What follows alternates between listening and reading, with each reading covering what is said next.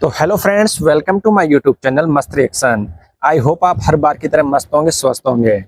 तो दोस्तों, अभी आप हमारे चैनल पर नए हो तो चैनल को जरूर सब्सक्राइब कर लेना एंड बेल आइकन को प्रेस कर लेना, जिससे हमारी वीडियो की आने वाली नोटिफिकेशन आपके पास में सबसे पहले पहुंचे। तो फ्रेंड्स, आज मैं अपने छत पर बैठा हूं, तो यहाँ पर आपको थोड़ी बहुत हवा की आवाज़ आ रही हो तो उसके लिए मैं आपसे सॉरी बोलना चाहता हूँ, और मेरी आवाज़ शायद आपको क्लियर सुनाई दे रही होगी। तो दोस्तों, आज का हम वीडियो में टॉपिक लेंगे कि सन 1000 में हमारा भारत कैसा था। उस टाइम भारत को सोने की चिड़िया कहा जाता था।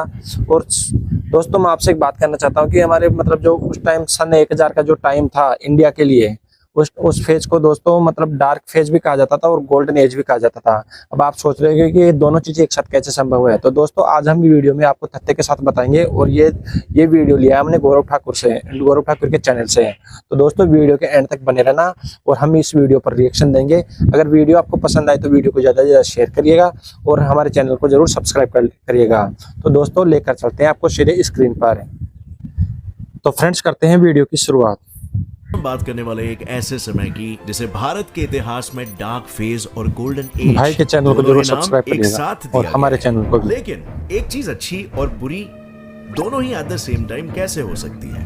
वेल, स्पेसिफिकली स्पीकिंग, ये समय था भारत के 1000 AD का, जहाँ एक तरफ भारत में बड़े बड़े मंदिरों का निर्माण हो रहा था, वहीं दूसरी तरफ छोटे छोटे राज्यों के बनने से भारत भी हिस्सों में बंटता जा रहा था, जिन हिस्सों को पाने के लिए भारत के अपने बेटे एक दूसरे की खून की नदियां बहाने के लिए तट पर खड़े थे। लेकिन इस समय का और अपने ही लोगों के खून से सनते हुए भारत के मजबूरी का फायदा उठाकर भारत पर एक नहीं, दो नहीं, 17 बार आकर एक ही दुश्मन ने तबाही मचा दी। कौन था वो दुश्मन और आखिर कैसे मचाई तबाही? वेल, चलिए जानते हैं भाई लोग इन सभी सवालों के जवाब हमारे आज के इस वीडियो में, जिसमें आपको इंडिया के इतिहास के बारे में बहुत ज्यादा ज्ञान मिलेगा जिससे आप अब तक बेखबर थे। Let us get on with our today's video, India in 1000 AD।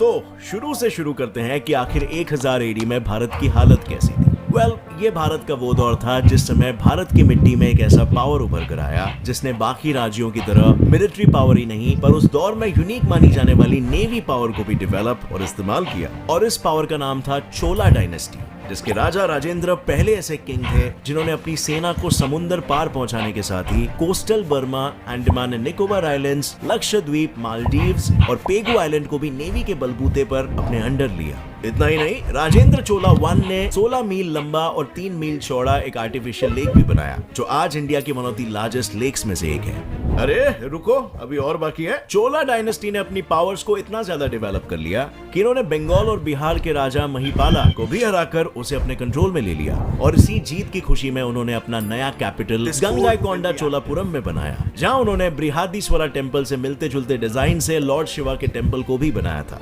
जिसे आज आप और मैं one of the largest temple मानते हैं। और इसी टेम्पल को 2004 में यूनेस्को ने वर्ल्ड हेरिटेज साइट भी डिक्लेयर कर दिया था। लेकिन यही नहीं, थंजावुर, चिदम्बरम, गंगाईकोंडा चोलापुरम, दारासुरम, त्रिभुवनम, श्रीरंगम और तिरुवन्नमलाई में भी इनका कंट्रीब्यूशन रहा था। पर अब सवाल ये है कि इतने टेम्पल्स ये लोग बनाते थे। अब ये जानने के लिए हमारा ये जानना जरूरी है कि उस जमाने में जो भी राजा महाराजा हुआ करते थे, वो अपने एम्पायर को बढ़ाने के लिए युद्ध किया करते थे, और जो जीतता था उसे हारने वाले का एम्पायर मिलता। सही बात पर है। अगर मैं कहूँ कि टेम्पल्स भी राजाओं के लिए ऐसा ही कुछ करते थे, तो जी हाँ, यही वो समय था जब ज्यादातर टेम्पल्स का बनना शुरू हो गया था, और किंग्स इन्हें अपने एरिया के रीडेवलपमेंट के लिए बनाते थे। फॉर एग्जाम्पल, जब किंग्स ये मंदिर बनवाते थे तो वहां पर लोगों का आना जाना पड़ता था, और आने जाने के साथ ही वहां गाँव के बसने की शुरुआत होती थी, बाजार बनते थे, और धीरे धीरे वहां फार्मिंग भी शुरू की जाती थी, जिससे राजाओं को बहुत सारा रेवेन्यू मिलता था, जो उसकी टेरिटरी के डेवलपमेंट में काम आता था। और फिर इसी डेवलपमेंट का फायदा उठाने के लिए लड़ाइयां भी हो जाती थी, जिसके बारे में शायद ही हमारे हिस्ट्री में सिखाया गया। पर a history of ancient and early medieval India जैसे किताबों में आपको हमारे इतिहास के उन चैप्टर्स को जानने का मौका मिलेगा, जिसे इंडिया क्या दुनिया के लोग तक पढ़ाई, जॉब और अपने सिर पर ऐसे ही 100 जिम्मेदारियों का बोझ लेकर चलने की वजह से अब तक अनजान है। अगर आप भी इस प्रॉब्लम से जूझ रहे हो कि बिजी लाइफ की वजह से आप अपनी लर्निंग में इन्वेस्ट नहीं कर पाते हो, तो मैं लेकर आया हूँ आपके लिए कुकू FM ऐप, जहाँ स्टूडेंट्स तो स्टूडेंट्स बल्कि बच्चे बूढ़े सभी के लिए लेकिन था युद्ध करने का।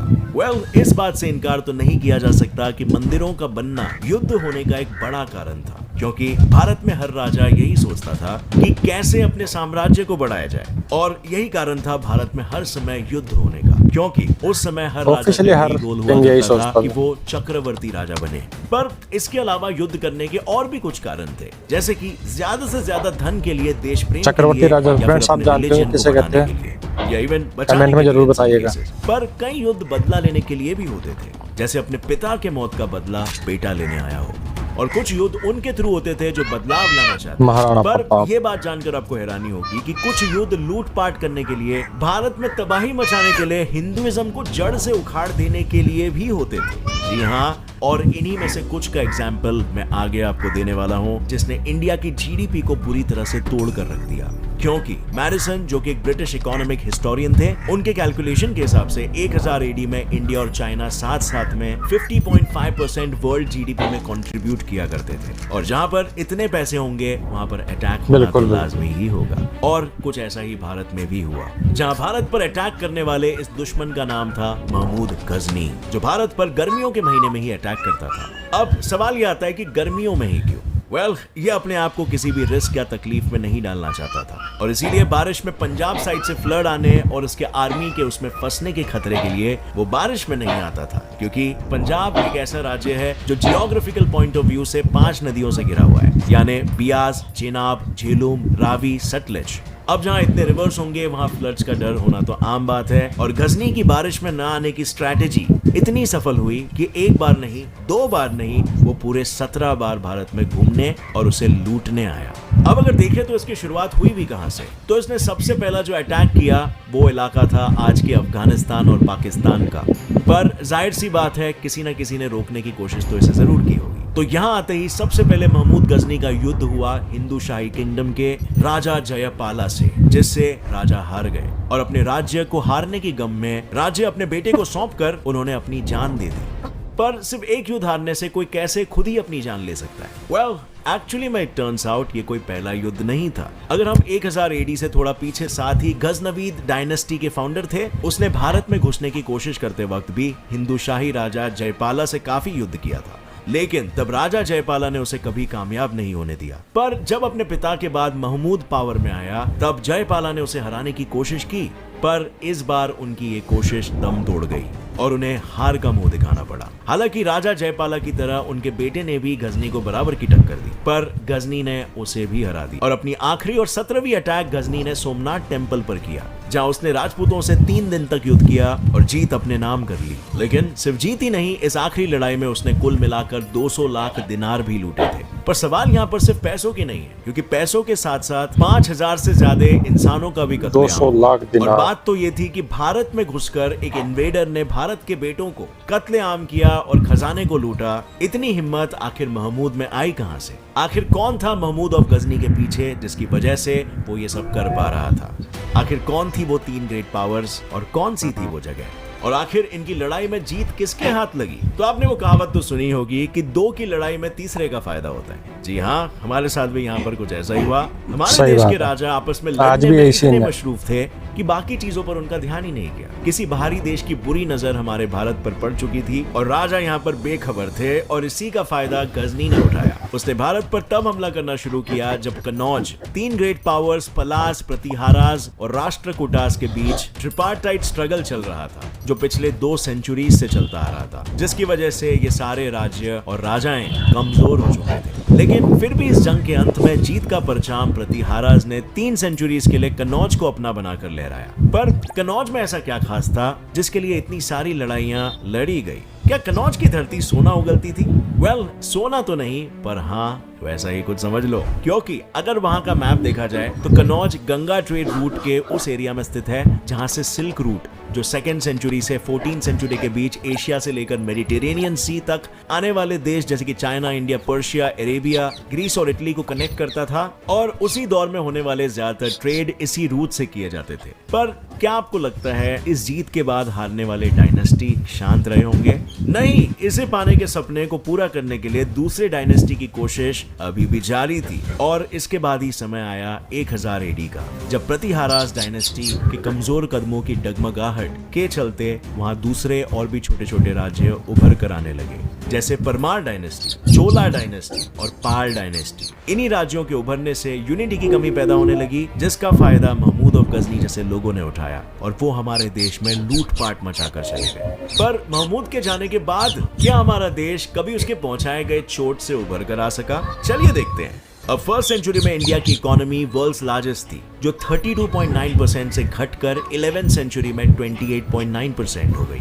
लेकिन सिर्फ हमें इकोनॉमिकल लॉस ही नहीं हुआ, बट हमारे इंडिया को और भी कई सारे कॉन्सिक्वेंसेस फेस करने पड़े। सबसे पहले तो गजनी के अटैक्स के कारण बहुत सी चीजें बिगड़ी, जैसे बहुत सारा वेल्थ लूटे जाने की वजह से भारत इकोनॉमिकली वीक हो गया। इन लुटेरों ने हमारे देश के अलग अलग रिसोर्सेज ले जाने के साथ ही टेम्पल्स को भी नहीं छोड़ा, क्योंकि उन पर हमला करके उन लोगों ने मंदिर और उसकी मूर्तियों को भी तोड़ दिया। और गजनी के अटैक की वजह से भारत के बॉर्डर्स भी वीक हो चुके थे, जिसकी वजह से भारत पर नए हमले हो सकते थे। और दोस्तों, रिजल्ट आज के वक्त में आप सभी ही देख रहे हो। इंडिया के लिए एक तरह से ये बर्बादी का दौर 1000 AD से शुरू हो गया था। या फिर हम ये भी कह सकते हैं कि महमूद गजनी का अटैक भारत के भविष्य में आने वाले फॉरेन इन्वेडर्स की एक चेतावनी थी, जैसे कि मुगल्स और फिर ब्रिटिशर्स। अगर इसी बात को उस वक्त के राजा समझ गए होते कि भाई तेरा जो एरिया है, मेरा जो एरिया है, हम दोनों उसमें खुश रहते हैं और दुश्मनों को बाहर खदेड़ते हैं, वरना तेरा मेरा एरिया दोनों जाएगा, तो शायद आज भारत का इतिहास कुछ और ही होता। आपको क्या लगता है? कमेंट करके जरूर बताना।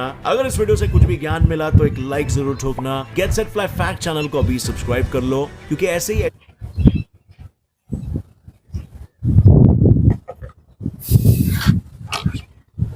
तो हेलो फ्रेंड्स, ये था आज का वीडियो।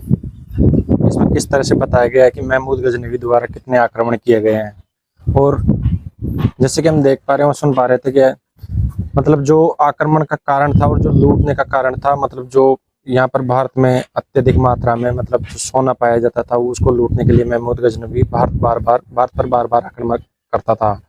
और यहाँ पर मतलब उसका आक्रमण सफल होने का भी ये एक कारण ये भी रहा था कि आपसी राजाओं में एकता नहीं थी। मतलब हर राजा अपने एम्पायर को मतलब डेवलप करना चाहता था, और इसी चक्कर में महमूद गजनवी को फायदा मिलता था, क्योंकि एक दूसरे की मतलब जो राजा थे इंडिया के, वो एक दूसरे की कोई सहायता नहीं करते थे।